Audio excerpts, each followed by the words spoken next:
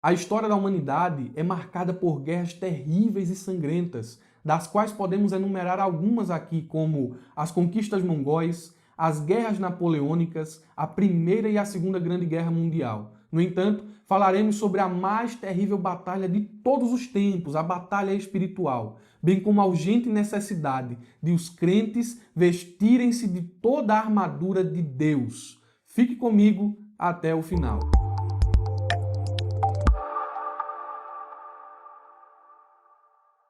Meus irmãos, quero cumprimentá-los com a paz do Senhor Jesus. Tudo bem com vocês? Eu tenho aqui boas notícias para dar. O subsídio que estou utilizando está disponível aí na descrição do vídeo. Tem um linkzinho azul aí embaixo, você vai lá, clica e faz o download do seu esboço. Nesse subsídio, há várias informações e muitas referências bíblicas que não tem na lição e serão bênção de Deus para você. É grátis, não custa nada, você precisa baixar esse esboço. Ele vai lhe ajudar na sua edificação pessoal e também como um auxílio durante a ministração de suas aulas. Os irmãos nos ajudam inscrevendo-se em nosso canal, ativando o sininho para receber as notificações e deixando o seu like. Compartilhe esse vídeo com o maior número de pessoas possível, no Facebook, no Instagram e no WhatsApp. Como crente, nós compartilhamos boas coisas, compartilhamos as boas novas. E se os irmãos fizerem isso, farão com que mais pessoas amem a escola bíblica dominical. Amém? Posso contar com vocês? Deus abençoe. Meus irmãos, vamos para a nossa aula de hoje. Com a graça de Deus, estamos encerrando mais um trimestre e nesse trimestre estudamos uma revista de escola que tem como tema a Igreja Eleita, redimida pelo sangue de Cristo e selada com o Espírito Santo da promessa, comentada pelo pastor Douglas Batista. A lição ela se baseia na carta de Paulo aos Efésios. Estudamos o capítulo 1 até o capítulo de número 6, que é o alvo da nossa análise hoje. Efésios capítulo 6, versículo 10 ao versículo de número 20. E o assunto da nossa lição é a batalha espiritual e as armas do crente. Nós estamos em guerra e a Bíblia nos diz que Deus ele nos forneceu armamento para que a gente possa se proteger e atacar, sair vitorioso dessa batalha espiritual. E já como um comentário introdutório falando acerca do título da lição, em nossa abordagem sobre esse tema, sobre o tema de batalha espiritual, quero dizer aos irmãos que não comungamos com os movimentos neopentecostais de batalha espiritual. E não concordar com esses movimentos implica, em primeiro lugar, em rejeitar a visão que sataniza todas as coisas, sejam elas coisas físicas ou morais. Como assim, irmão Murilo? Por exemplo, se alguém leva uma topada, diz assim, isso aqui foi o diabo que fez eu topar. O pneu da moto furou no trânsito, furou na viagem. Diz, rapaz, sabe o que foi que aconteceu isso aqui? Isso aqui é o diabo. Atribuir ao diabo todas as coisas não é uma visão que está de acordo com aquilo que a Bíblia ensina. Até mesmo no campo moral. Tem uma pessoa que está ali adulterando, não consegue ser fiel à esposa, ou o jovem que está viciado em pornografia. Aí vai até uma liderança dessa de movimento de batalha espiritual e quando chega lá a liderança vai dizer, olha, tem aí um demônio te atormentando, viu? E é o espírito da prostituição, é o espírito da pornografia. Veja que coloca um espírito para todas as coisas e nós rejeitamos essa visão, porque entendemos que Satanás ele não está ativo, ele está ativo, mas não está ativo em todas as coisas. Nessa situação hipotética que criei aqui de alguém que não consegue vencer a pornografia ou o adultério, diz respeito à própria natureza pecaminosa, ao coração que está desviado. Está lá a pessoa viciada em séries que tem cena de semi-nudez e aquilo vai quebrando as resistências espirituais. Vai assistindo ali uma cena que tem quase sexo, não mostra tudo, mas mostra alguma coisa e você vai tendo aquilo como normal. Quando você assiste uma cena de sexo, aquilo ali para você já é comum, né? E suas resistências espirituais foram derrubadas. Aí tá lá o jovem dizendo, não consigo vencer a pornografia, não consigo vencer o casado, não consigo vencer o adultério. Aí alguém diz assim, é o espírito da prostituição, é o espírito do adultério. Não, é a tua natureza pecaminosa em ação. Porque tu tá se alimentando de tanta besteira, que não tem força espiritual para vencer o pecado. Sabe por que rejeitamos essa visão? Porque ela tira toda a responsabilidade do homem. Tudo de ruim que acontece, a culpa é do diabo, a culpa é do diabo, a culpa é do diabo, a culpa é sua, que não vigia, que não ora, não lê, não busca a face de Deus e não se desvia da aparência do mal. Então, em primeiro lugar, nos afastamos desses movimentos de batalha espiritual, porque nós rejeitamos essa doutrina que sataniza todas as coisas. Em segundo lugar, rejeitamos também ainda as práticas litúrgicas que dão primazia à atividade satânica no culto. Como assim, irmão Murilo? Vou citar aqui alguns exemplos. Entrevista com demônio. Tá lá, você liga a televisão, tem alguns canais que passam lá os cultos, e nesses cultos você só ouve o diabo falar. O que é que você está fazendo na vida dele? O que é isso aqui? E o diabo lá falando no culto todinho. O diabo fala mais no culto do que Deus.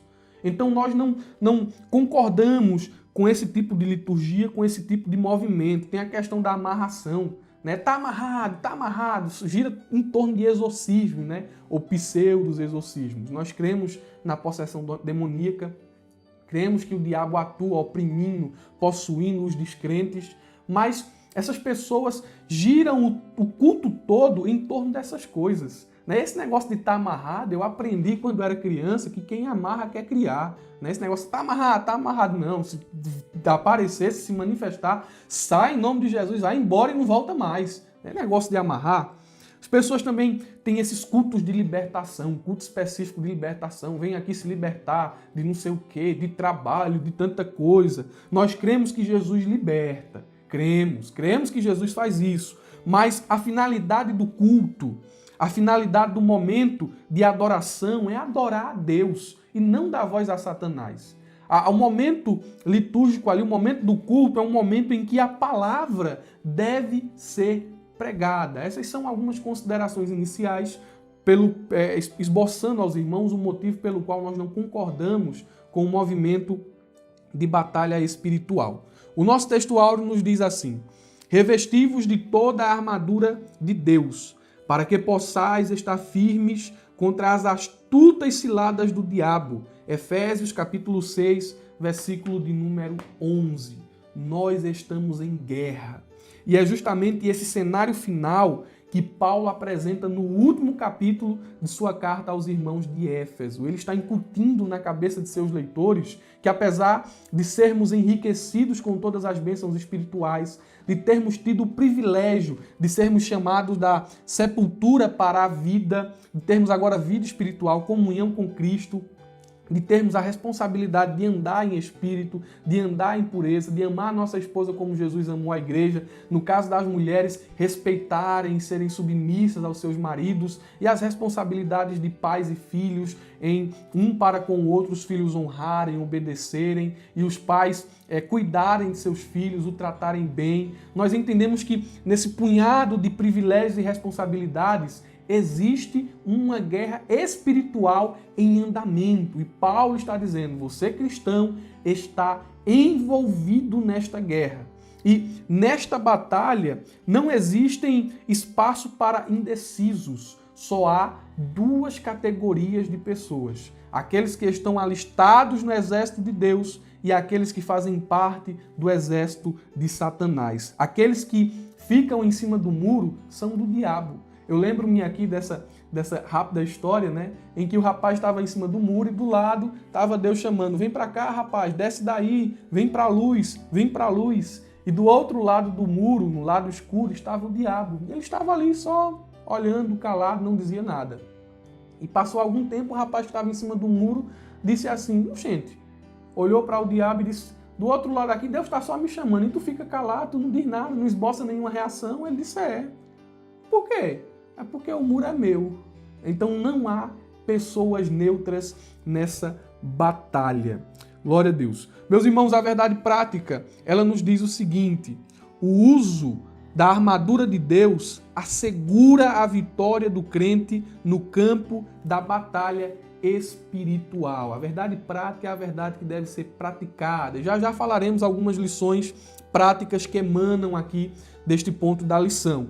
E a palavra assegurar, muito bem utilizada aqui pelo pastor Douglas Batista, ela significa tornar seguro, infalível, garantido. Em outras palavras, a verdade prática está dizendo o seguinte: olha, para vencer o mal, você deve se firmar naquilo que está revelado. Como assim, irmão Murilo? Nós devemos tomar posse das armas espirituais que Deus nos deu. E onde é que nós encontramos estas armas espirituais? Olhe para a Bíblia e você vai ver ali o arsenal que Deus disponibilizou para a igreja. Agora, atenção aqui, né? Se firme naquilo que está revelado, não no que é inventado.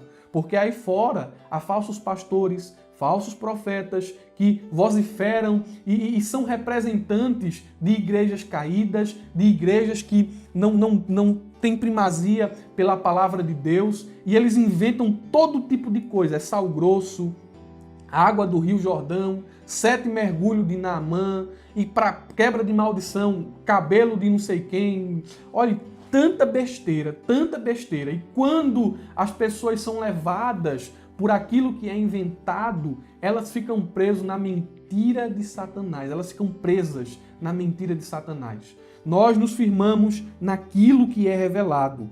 E prestem atenção, quando nós nos firmamos naquilo que é revelado, nós cremos que a palavra de Deus ela não muda. As armas espirituais são as mesmas. Elas não mudaram. O crente ele deve orar, deve ler a sua Bíblia, deve jejuar e viver em santidade. E, portanto, meus irmãos, nós destacamos aqui já a lição que deve ser praticada. Desligue sua televisão. Ah, irmão Murilo, é isso mesmo. Desliga aí a TV. Esse negócio aí de passar o dia todo assistindo televisão, sem ler a Bíblia, sem orar, sem jejuar, tá errado. Desliga a televisão. Pegue sua Bíblia. Abstenha-se de todas as distrações. Coloque o celular de um lado ou desliga o celular, né? Pare de estar toda hora Instagram, Facebook, consumindo porcaria, consumindo coisa que adoece a tua alma, vendo vídeo besta, se alimentando de fake news, olhando para guerras políticas. Para com isso, pega a tua Bíblia. Aqui não tem fake news, viu? Aqui não é alimento estragado, aqui é alimento que vai dar força à tua alma. Glória a Deus. Leia a Bíblia e passe mais tempo com Deus em oração. Essa aqui é a verdade que deve ser praticada. É a verdade que está exposta aqui neste ponto da lição. O objetivo geral nos diz assim: o uso da armadura de Deus assegura a vitória na batalha espiritual. E é interessante porque as armas que usamos revelam a que exército servimos, se é o de Deus ou o do diabo. Percebam que os crentes, os salvos, aquele que nasceu de novo, ele milita, ele guerreia com as armas da verdade, da retidão, da santidade, da fé, da oração e da palavra. Essas são as armas dos crentes. Essas são as armas daqueles que servem a Deus. Quando olhamos para o outro lado da peleja, o outro exército, as obras fornecidas por Satanás são as obras da carne. E são as armas que aqueles que militam no exército do inimigo utilizam. A mentira, a contenda, a inveja, o orgulho, os homicídios, o egoísmo e coisas semelhantes a essas. São as armas utilizadas pelas hostes do mal, são as armas utilizadas por aqueles que estão cativos por Satanás. Mas tem uma coisa, meus irmãos. Se nós estamos usando a armadura de Deus, nós temos a certeza da vitória. Nós não lutamos pela vitória, nós batalhamos, guerreamos em vitória. Por quê, irmão Murilo? Porque a luz sempre prevaleceu contra as trevas. A mentira sempre foi menor do que a verdade sempre prevaleceu contra a mentira. Olha o que a Bíblia diz: filhinhos, sois de Deus e já tendes vencido. Não é vocês vão vencer, ou há uma possibilidade de vencerem. Não, vocês já venceram, já tendes vencido. E ele dá aqui a razão, porque maior é o que está em vós do que o que está no mundo. 1 de João, capítulo 4, versículo de número 4. Glória seja dada ao nome de Jesus. Maior é o que está com você. Essa peleja Você vai ter vitória, Jesus vai lhe ajudar. Irmão Murilo, não consigo vencer a pornografia, não consigo vencer o pecado. Olha, estou sendo muito tentado e eu não vou conseguir. E Jesus está lhe dizendo aqui nessa pré-aula, você vai conseguir, eu vou lhe dar força, eu vou te fortificar, eu vou levantar as tuas mãos, vou fazer firme os teus pés. Glória a Deus, você vai ter força para dizer não ao pecado. Já estou trabalhando na tua mente e no teu coração. Glória a Deus, recebe aí de Deus o capacete da salvação, recebe a couraça da justiça, recebe o escudo da fé. Glória a Deus, mão que está cansada, segura firme aí na espada do Espírito e Deus vai te ajudar a erguer esse instrumento ofensivo, esse instrumento de ataque. Bendito seja o nome de Jesus. Entrando aqui nos tópicos da lição, eles foram bem divididos aqui. Quero parabenizar o pastor Douglas, porque ele bem sintetizou as verdades que estão em Efésios capítulo 6. Ele dividiu aqui os tópicos da lição em 3. O preparo espiritual do crente para a batalha, o primeiro tópico. Em segundo lugar, conhecendo o campo da batalha espiritual. E em terceiro lugar, as armas indispensáveis ao crente. Essa é a estrutura da nossa lição. Seus tópicos e passaremos a olhar aqui para os subtópicos. Em primeiro lugar, vamos olhar o tópico de número 1 que diz: o preparo espiritual do crente para a batalha. O crente precisa estar preparado. E como é que o crente se prepara? A primeira dica que Paulo dá está no versículo de número 10, quando ele diz: no demais, irmãos meus, ou em outras traduções, finalmente, ele está concluindo a sua epístola e ele diz: finalmente, meus irmãos, vou deixar aqui para vocês mais uma dica. Fortaleçam-se no Senhor e na força do seu poder. A expressão na forma passiva fortalecei-vos, em Efésios 6, 10 e a parte A, indica que não temos poder em nós mesmos. O que é que Paulo está dizendo aos irmãos de Éfeso? Vocês são fracos. Vocês não vencem pela força do braço.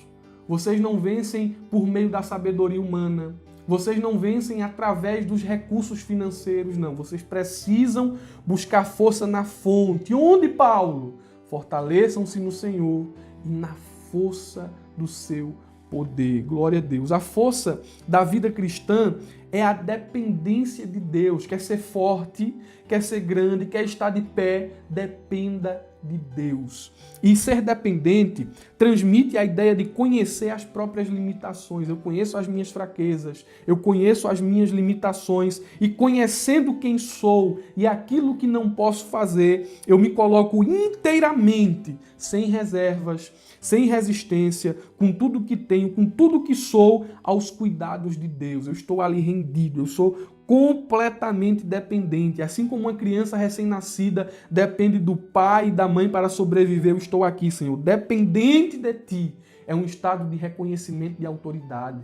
É um estado de reconhecimento das próprias misérias. É um estado de humilhação, um estado de submissão, um estado de dependência. Estou aqui, Senhor, me ajude. Eu preciso da Tua ajuda. E é interessante que reconhecer é levantar, é ser dependente, é mostrar a Deus as mãos vazias e dizer: olha, Senhor, não tem nada aqui nas minhas mãos. Não tem força, não tem bênção, não tem nada. Mas eu reconheço, Senhor, que se Tu segurar nas minhas mãos, eu ficarei firme. Glória a Deus. E aqui nós temos a imagem de uma mão maior, a mão de Deus, sustentando uma mão menor que a nossa mão e dizendo: vai ficar firme, filho. Glória seja dada ao nome de Jesus. A Bíblia nos diz: é melhor confiar no Senhor do que confiar no homem. Tem muitas pessoas que, quando estão passando por aperto e dificuldade, buscam ajuda em todos os lugares. Recorre a vereador, recorre à prefeitura, recorre a empresário, a fulano, a cicrano, mas não recorre a Deus, não recorre à oração. E a Bíblia está dizendo: olha, confia em Deus, confia no Senhor ao invés de estar confiando no homem. O versículo continua dizendo o seguinte: é melhor confiar no Senhor do que confiar nos príncipes. Onde está isso, irmão Murilo? Salmo de número 118, o versículo 8 e o versículo de número 9. Olha o que diz outro salmo: uns confiam em carros e outros em cavalos. Isso aqui é a imagem do poderio humano. É a imagem daqueles que tentam prevalecer na batalha pela força de seu armamento militar, de seu próprio armamento militar. Aí o versículo vai dizer assim, mas nós faremos menção do nome do Senhor. Deixa as pessoas confiarem na força do braço. Nós não somos assim. Nós confiamos na força do braço dele. Glória a Deus. Porque quando ele estende a mão, quem é que pode fazer ele voltar a mão atrás? Se ele abrir uma porta, eu duvido alguém fechar. Mande o chefe fechar. Manda o prefeito fechar, manda o presidente fechar, eu duvido alguém fechar a porta que Deus abre. Agora tem uma coisa, quando ele fecha, eu duvido alguém abrir. É por isso que o crente confia nele, que o crente faz menção do nome dele. Glória a Deus. Aí olha o que diz o versículo, o restante do versículo. Diz assim, uns encurvam-se e caem. Quem confia em carro e em cavalo está fazendo isso. Ao invés de estar em pé, está encurvando-se e caindo, ficando deitado no chão. Mas quem faz menção do nome do Senhor, quem confia no Senhor, olha o que diz o salmista, mas nós, aleluia, nós nos levantamos e permanecemos de pé. Ele não só se levanta, ele permanece de pé. Glória a Deus. Deus vai te dar força para permanecer de pé. Aleluia. Esse versículo está no Salmo 20, o verso 7 e o verso de número 8. Olha o que diz aqui o segundo subponto do tópico 1. Vigilantes em toda oração e súplica. Paulo ele enfatiza a necessidade de uma vida cristã permeada pela prática da oração. O crente deve caminhar de joelhos, viver de joelhos, acordar de joelhos e dormir de joelhos.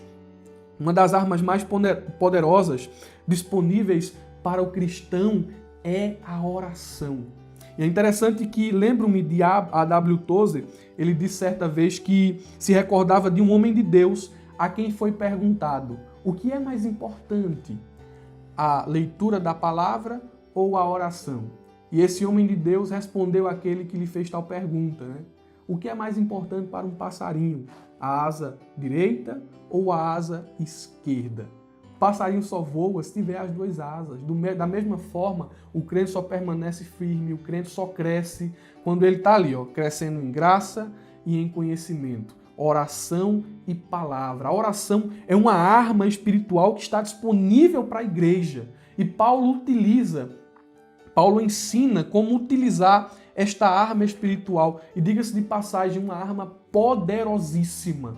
Nós devemos fazer uso desta ferramenta que Deus nos concedeu. E o primeiro conselho que Paulo nos dá para fazer uso dessa ferramenta espiritual está em Efésios, capítulo de número 6, versículo 18. Abra aí a Bíblia, em Efésios 6, 18. Se você não está com a Bíblia aí, pegue a lição e vamos analisar o versículo. Ele diz, o primeiro conselho de Paulo é que nós devemos orar em todo o tempo.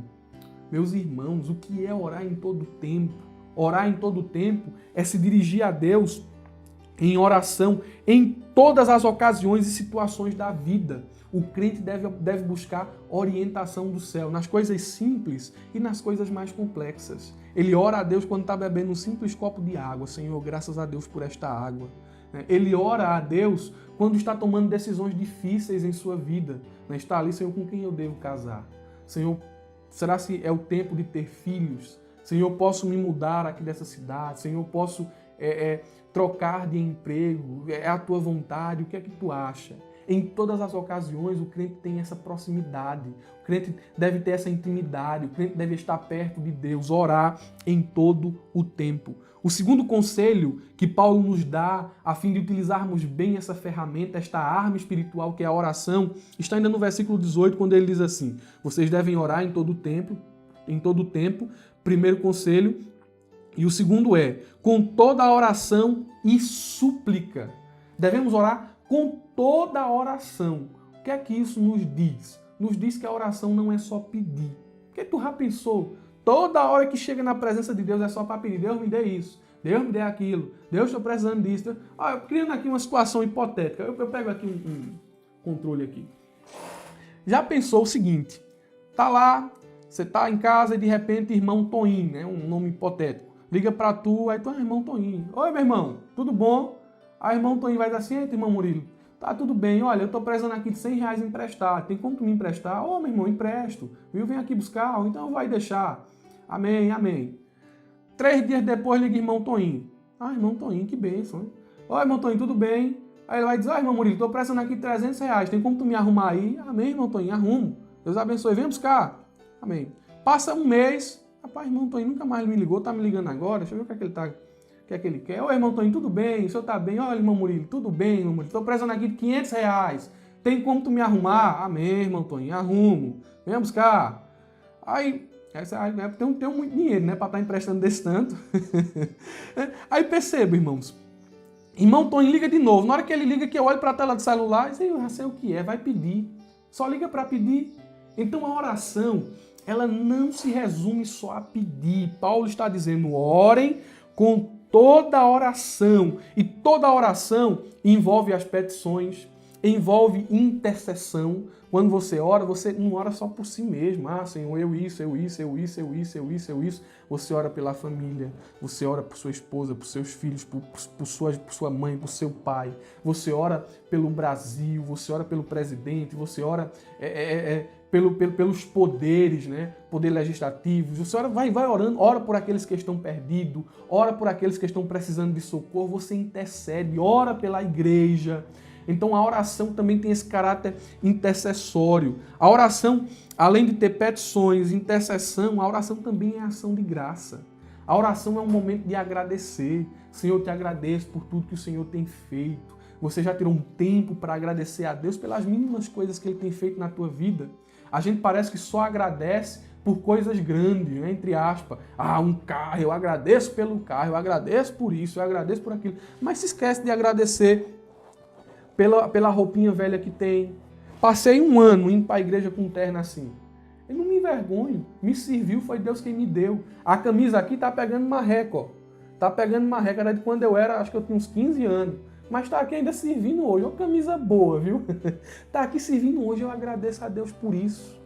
Aí eu agradeço a Deus porque se eu for ali, daqui a pouquinho, tem lá um arrozinho, um feijão, um ovo. Isso é bênção, irmãos. Tem gente que só agradece a Deus por as coisas novas, por as coisas grandes. Eu agradeço a Deus por tudo que Ele dá. Agradece que cresce, né? Agradece por aquilo que Deus tem, a saúde que Deus está te dando. A tudo nós devemos agradecer a Deus, devemos ser gratos a Deus por tudo. Glória seja dada ao nome de Jesus. Isso é fazer arma da ferramenta espiritual da oração. E quando a gente é grato a Deus, vai afastando do nosso coração a ingratidão, a inveja, a insatisfação. A gente vai sendo grato a Deus, vai sendo renovado. Glória seja dada ao nome de Jesus.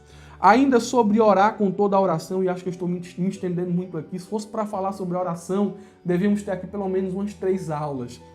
A oração, além de ter um caráter intercessório, de ter de se orar em todo o tempo e orar com súplica, a oração ela deve ser feita no Espírito. E é interessante, meus irmãos, que orar no Espírito significa dizer que o êxito na oração está inseparavelmente ligado ao Espírito e não ao local que é feito. Porque tem muita gente que acha que a oração só é ouvida quando é feita na igreja. Aí não é assim. Eu tô com uma sede assim de uma vigília. E tu não ora em casa, não? Ora em casa, não tá com sede de orar, entra lá dentro do quarto, fecha a porta e vai orar, vai buscar a Deus, se derrama nos pés dele, mas acha que a oração tem que ser numa vigília de fogo, a oração tem que ser no templo, não, a oração é em todo lugar. O êxito da nossa oração não está no ambiente, mas está em ser feita no Espírito. Olha o que diz Romanos, capítulo de número 8, versículo 26 ao versículo de número 27. Eu vou ler aqui numa tradução NVI. Diz assim, da mesma forma, o Espírito nos ajuda em nossas fraquezas. Qual é as nossas fraquezas? Ele diz, pois não sabemos orar como convém, mas o próprio Espírito intercede por nós com gemidos inexprimíveis. Se a oração não é feita no Espírito, essa oração não é eficaz. Mas quando oramos no Espírito, aleluia, no Espírito de Deus, o Espírito Santo vai intercedendo. Nós temos necessidades que muitas vezes não sabemos como pedir, não sabemos como dizer a Deus tais necessidades, mas o Espírito Santo vai recolhendo essas orações e vai intercedendo por nós. Olha o que diz o versículo 27. E aquele que sonda os corações e conhece a intenção do Espírito, porque o Espírito intercede pelos santos de acordo com a vontade de Deus. A gente às vezes não sabe qual é a vontade de Deus para contra determinadas situações, mas uma lágrima, um soluço, um choro, um balbuciar de lábios é suficiente para que o Espírito interprete a nossa necessidade e diga, olha Deus, ele está precisando disso. Ele não soube pedir, mas ele está precisando disso aqui. Fornece a ele isso aqui. Olha, Deus, ele está dizendo aí que a dor é no braço, mas eu sei o que é que está causando a dor. Está doendo no braço porque aqui está ferido. Sara lá e a dor no braço vai parar. Glória seja dada ao nome de Jesus. Aleluia. Em quarto lugar, nós devemos orar e vigiar. É o que o texto diz, orando no Espírito e vigiando nisso. Orar, a oração vigilante é aquela oração de olhos abertos, é orar com atenção, é orar e vigiar. Um exemplo bíblico é o de Neemias. Neemias 4:9 diz, porém nós oramos ao nosso Deus e pusemos uma guarda contra eles. Oraram e vigiaram. Em quinto lugar, a oração ela deve ser perseverante. Você deve perseverar em oração. E perseverar em oração não é repetir palavras. Não é. Repetir, meu Murilo, como é que eu vou orar? Se eu orei de manhã para Deus abrir uma porta de emprego, eu não posso orar de tarde também por essa mesma porta de emprego? Não é isso que eu estou dizendo. Eu estou dizendo que a oração perseverante não é aquela oração mais parecida com uma reza, com uma repetição de palavras. Imagina aí teu filho chegando para tu assim, dizendo assim, mamãe quero comer, mamãe quero comer, mamãe quero comer, mamãe quero comer, mamãe quero comer, mamãe quero comer. Sai daqui, menino! Oxe, sai daqui! Mas se o filho chega e diz assim, mamãe, eu já te pedi, já disse à senhora que eu estou com fome, por que a senhora ainda não fez meu mingau? Mãe, eu estou com fome, não deixa eu com fome não. Veja que, o que é que eu quero exprimir com esta ilustração? Que a oração perseverante não é uma repetição de palavras, mas é argumentar com Deus. Senhor, eu estou precisando, Senhor, de um emprego. Por que é que o Senhor não abriu a porta ainda? Senhor, a culpa é minha, Senhor. Será se sou eu que não estou buscando? Será se sou eu que não estou indo atrás? Senhor, abre a porta. Eu já coloquei currículo em todo canto. Toca no coração de um empregador para que ele me chame. Veja que isso é argumentar com Deus. E Deus, como um Pai amoroso, vai ouvir as nossas orações. Glória seja dada ao nome de Jesus. O crente deve fazer uso dessas armas espirituais. Eu acho que eu me estendi muito aqui no tópico de número 1. Peço perdão aos irmãos, é a última aula da lição. Tenham paciência. O tópico de número 2... ele nos diz assim, conhecendo o campo da batalha espiritual. Nós precisamos conhecer o inimigo contra o qual nós estamos batalhando, a fim de que a gente não saia para a guerra armado para lutar contra o inimigo errado. É por isso que Paulo diz aos Efésios, olha, nossa luta não é contra seres humanos, não é contra carne nem sangue. Aí ele passa a descrever o inimigo. Nós não só devemos conhecer o inimigo, mas também o campo de batalha. E para isso, meus irmãos, eu já quero aqui deixar alguns erros que devemos evitar. Nós devemos evitar os extremos a todo custo. E eu vou citar aqui 4 extremos. O primeiro deles é, não podemos supervalorizar o diabo. E o que é supervalorizar o diabo? É falar dele o tempo todo.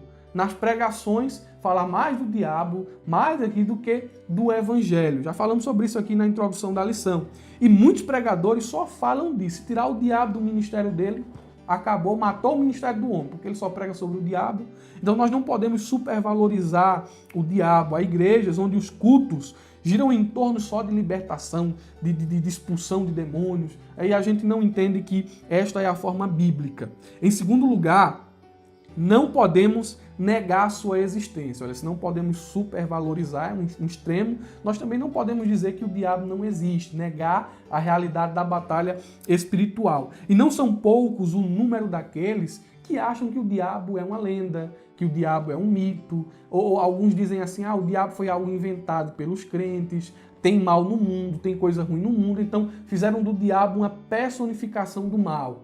Isso é uma mentira. O diabo, ele é mestre em ocultar os seus rastros. Ele é especialista em esconder a sua identidade. Deixam as pessoas viverem, acreditarem nessa mentira, a fim de que ele possa atuar mais livremente. O diabo não é uma lenda e nem tampouco está amarrado. Porque até no meio da igreja, existem pessoas que acham que o diabo não está atuando, que ele está amarrado em algum lugar, está preso e não tenta a igreja, não tenta os irmãos, não faz nada. Então são 2 extremos que nós devemos evitar. Em terceiro lugar, é incorreto superestimar Satanás, pensando que ele tem todo o poder. Porque tem gente também que tem medo do diabo, que, eu tenho medo. Não, o diabo não é todo poderoso. Ele não tem todo o poder, ele não é onisciente e ele não é onipresente. Então não podemos superestimar também, achar que ele é o que não é. Até porque, eu acho até isso interessante, né? Muita gente acha que o diabo, ele domina o inferno, ele tem poder, e a luta entre Deus e o diabo é uma luta que ora Deus está perdendo, ora Deus está ganhando, e aquela luta equilibrada, é ali 50-50. Não é assim. A vitória já é nossa. Deus é vitorioso, o final do diabo já está decretado. No fim dos tempos, ele será lançado no lago de fogo. E ele vai para o inferno, não é para reinar não, porque tem muita gente que bebe daquilo que se passa em filme, daquilo que se anuncia nos desenhos, de que o diabo, aquele, sei lá, vermelho, chifrudo, pontudo, está lá com um tridente, reinando no inferno, torturando os homens, furando as pessoas lá. Não é assim. Precisa ler Bíblia, viu, rapaz? Leia a Bíblia.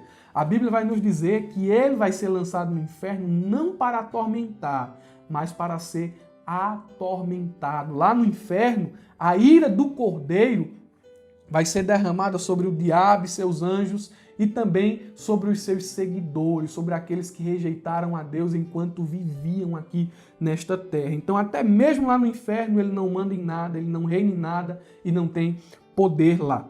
Em quarto lugar, o último extremo aqui que devemos evitar é que não podemos subestimá-lo. Se não podemos superestimar, achar que ele tem todo poder, nós também não podemos achar que ele não tem poder algum. Basta olhar para a vida de Jó, olha o que ele fez com Jó, lógico, com a permissão de Deus.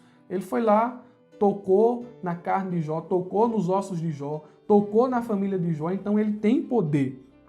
Só que o problema aqui, guardem isso na mente de vocês, não é a presença do diabo, é a ausência de Deus. Se nós não estivermos com Deus, facilmente seremos vencidos. Mas se Deus estiver com nós e nós estivermos com Deus, ele pode andar em derredor, pode bramar como um leão, mas nada pode fazer a igreja do Senhor Jesus. Esses são os extremos que devemos evitar. Quando falamos aqui sobre o subponto de número 1, as astutas ciladas do diabo, a expressão ciladas do diabo no versículo 11 do capítulo 6 de Efésios, indica as armadilhas articuladas perversamente pelo reino das trevas. O diabo é especialista em montar armadilhas. Aqui no sertão, as pessoas antigamente, hoje mais não, essa prática está muito escassa. Mas antigamente era muito comum se fazer arapuca. Era um caixote feito geralmente com madeira de mameleiro, né, e amarrado ali com algumas tiras de galho e fazia aquele caixote ali, a arapuca. E essa arapuca era uma armadilha de pegar passarinho. E como era que os meninos faziam isso? Eles, depois de fazerem a arapuca, eles observavam, veja que tinha uma observação, onde os passarinhos se sentavam para beber água. Na beira do açude, aqui é o melhor lugar, os passarinhos se sentam aqui. Aí ele ia lá, montava a arapuca, era um caixote grande, levantava esse caixote, colocava um galho assim em forma de garfo, né? Botava o galho e deixava o caixote levantado. No galhozinho que estava sustentando o caixote em pé, se amarrava uma cordinha e ia se esconder. Mas antes de se esconder, se pegava ali uma iscazinha, um xerém, né? Um milho triturado, e colocava embaixo da arapuca. E ali era só esperar a primeira vítima. Na hora que os passarinhos vinham, eles ficavam pulando em derredor, eles não entravam logo, né? Ficavam ali analisando o ambiente. Mas depois, convencidos da comida fácil, o passarinho ia para debaixo da arapuca para comer o xerém. Na hora que ele ficava debaixo da arapuca, o menino puxava a corda e o caixote caía subitamente e o passarinho perdia a liberdade.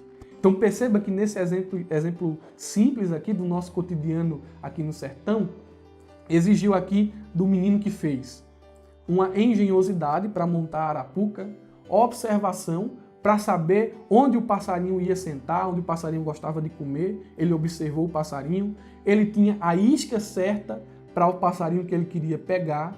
Ele também foi paciente, esperando que o passarinho se colocasse debaixo da armadilha para que ele pudesse ativá-la. O diabo também faz isso, gente. Ele é extremamente ardiloso, extremamente engenhoso. Ele é mestre em utilizar o medo a fim de te prender na mentira. Ele é muito habilidoso em usar a dúvida como uma ferramenta. Ele vai colocando dúvida no teu coração para te esfriar espiritualmente. Ele vai colocando dúvida na tua mente para te tirar da tua igreja, te tirar da tua congregação.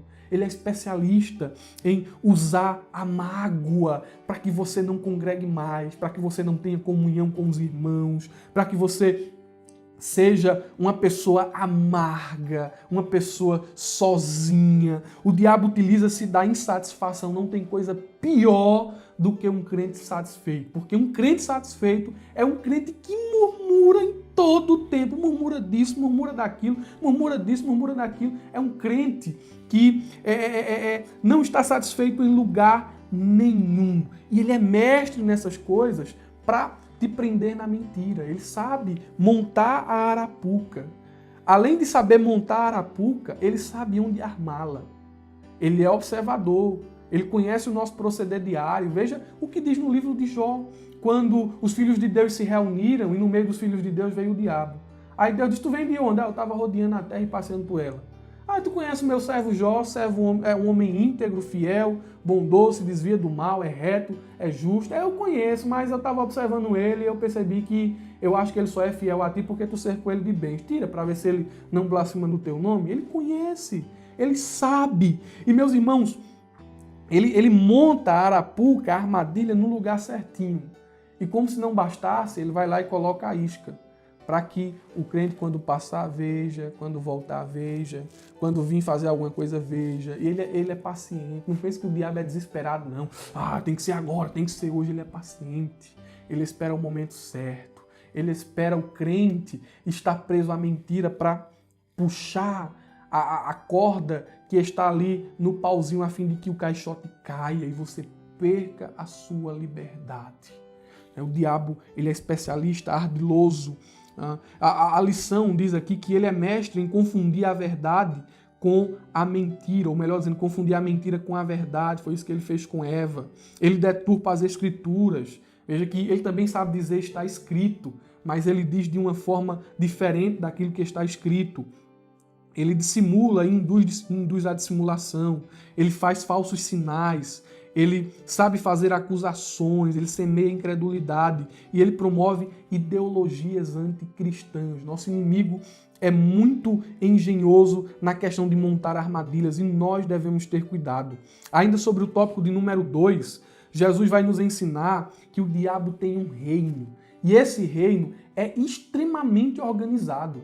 Ele diz que um reino dividido contra si mesmo não prosperará. Aí ele diz aos que estavam presentes, se Satanás expulsa Satanás, será que seu reino não está dividido? Às vezes, quem é dividido é os irmãos, infelizmente. Quem se divide com besteiras, com contendas, com coisas pequenas é os irmãos. Mas o diabo em seu reino ele é bem unido. Os demônios são bem unidos. Alguns escritores chamam isso de a ordem da desordem. E meus irmãos, nós devemos ter cuidado. Paulo fala aos irmãos de Éfeso sobre a hierarquia das trevas. Olha o que diz o versículo 12. Mas nossa luta não é contra carne e sangue, mas sim contra os principados, contra as potestades, contra os príncipes das trevas deste século, contra as hostes espirituais da maldade nos lugares celestiais. Eles têm as tarefas bem distribuídas, têm uma hierarquia, eles são muito organizados. O inimigo, ele é incansável. Ele não se rende, não há trégua aqui. Não há espaço para rendição, ele luta, ele peleja para ver o homem na miséria. O diabo não brinca de ser diabo. Não se engane, abra os seus olhos. Quando ele vem, ele não vem para ferir, ele vem para matar. E tem muito crente brincando de ser crente quando o diabo não brinca de ser diabo. Ele empreende todo o seu tempo, força e recurso para destruir a sua vida. Veja a questão de Pedro. Jesus disse, olha Pedro, o diabo está pedindo para cirandar com a tua vida. E cirandar naquela época dizia respeito ao costume dos judeus de peneirar o trigo, separar o trigo da palha. Colocava-se o trigo com a palha na peneira e a peneira ia para um lado, ia para o outro, subia e descia e o vento separava a palha. Aí Jesus está dizendo, o diabo quer fazer isso com a tua vida, Pedro. Quer te levar de um, jogar de um lado, jogar de outro. Mas eu orei ao Pai para que a tua fé não desfaleça. Isso aqui é interessante. Jesus disse, olha, eu não disse que o diabo não vai te tentar, ele vai fazer isso, viu? Eu não disse que o diabo não vai tocar na tua vida, porque ele vai fazer isso, ele vai investir, ele vai te tentar. Jesus foi tentado, Pedro, tu não vai ser. Mas há um porém. Estou te dizendo, Pedro, que a tua fé vai permanecer firme. E aqui Deus já me toca para lhe transmitir uma palavra, para dizer algo de Deus para você. O inimigo, ele pode até te jogar de um lado para o outro, de um lado para o outro, para cima, para baixo, mas Deus está dizendo aqui, a tua fé vai permanecer firme. Firme, eu estou aqui intercedendo, é ataque de um lado, ataque de outro, ataque de cima, ataque de baixo, mas vai recebendo força de Deus para resistir às astutas ciladas do diabo. Glória a Deus. E aqui, meus irmãos, passamos agora a concluir a nossa lição falando sobre as armas indispensáveis. Agora você entende por que é indispensável, né? As armas indispensáveis ao crente. Paulo, quando escreveu Efésios, ele estava preso em uma casa, uma prisão domiciliar em Roma. E provavelmente ele estava acorrentado a um soldado romano, né? Os romanos tinham esse costume de prender um soldado por meio de uma espécie de algema o preso, a fim de que ele não fugisse. Onde é que nós encontramos isso, irmão Murilo? Versículo de número 20 diz assim, pelo qual sou embaixador em cadeias. Na versão NVI diz que ele é embaixador em correntes, ele está preso a correntes. E provavelmente Paulo, quando finalizava sua carta, ele olhou para o soldado romano que estava acorrentado a ele, viu as peças de sua armadura e fez essa analogia. A vestimenta romana e as armas que Deus dá. Aí ele começa fazendo essa analogia, falando aqui sobre o cinturão da verdade, cingindo os vossos lombos com a verdade. Satanás é mentiroso, mas o cristão, cuja vida é controlada pela verdade, o derrotará. Nós não andamos em mentira, porque quem anda em mentira é filho do diabo. Mas nós vencemos a mentira com a verdade. Por isso, precisamos nos vestir, utilizar esta ferramenta que é a verdade. Em segundo lugar, Paulo fala sobre a couraça da justiça. A couraça da justiça era uma espécie de sobretudo, uma espécie de camisa de ferro, como um terno desse aqui, uma espécie de camisa de ferro, para quando o soldado estivesse em batalha, ele não fosse ferido com um golpe mortal. Quando alguém acertasse uma flecha nele, a flecha passasse pelo escudo e batesse em sua pele, né? Batesse nele, a flecha não perfuraria seus órgãos internos. Ele tinha a couraça da justiça. Isso lhe protegia. E quando Paulo utiliza essa linguagem, a couraça da justiça, refere-se a caráter, a retidão, a conduta, a vida santa. O crente deve ser santo.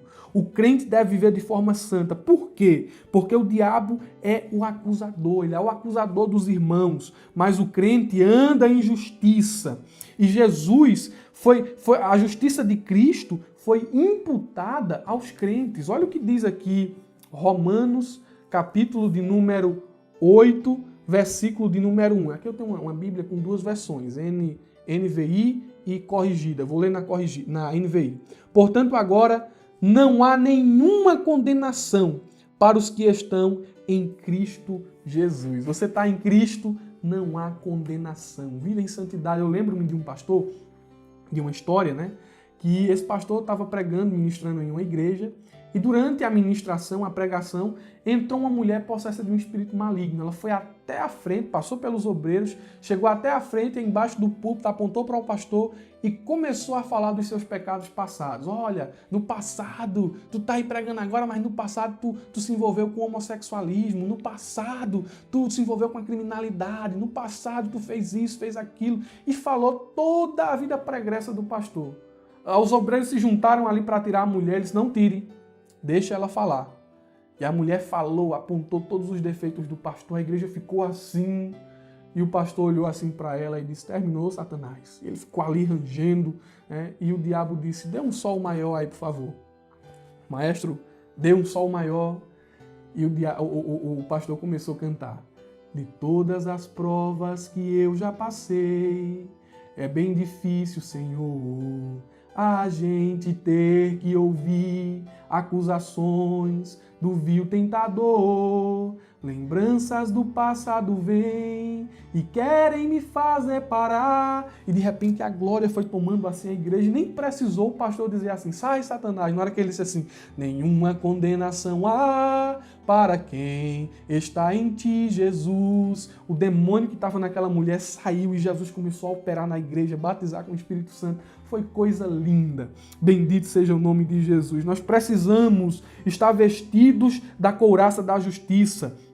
Em terceiro lugar, Paulo fala sobre calçar os pés com a preparação do evangelho da paz. Os soldados romanos tinham uma bota e no solado dessa bota havia cravos, havia pregos, para que quando eles pisassem, eles tivessem firmeza, eles não escorregassem em batalha. Porque se um soldado, na hora da peleja, escorregasse, ele seria finalizado pelo seu oponente. Mas quando eles pisavam firme. E quando Paulo utiliza essa linguagem para falar sobre calçar os pés com o evangelho da preparação da paz, ele estava falando que nós devemos resistir ao diabo. Isso está falando de resistência, de equilíbrio e também de prontidão.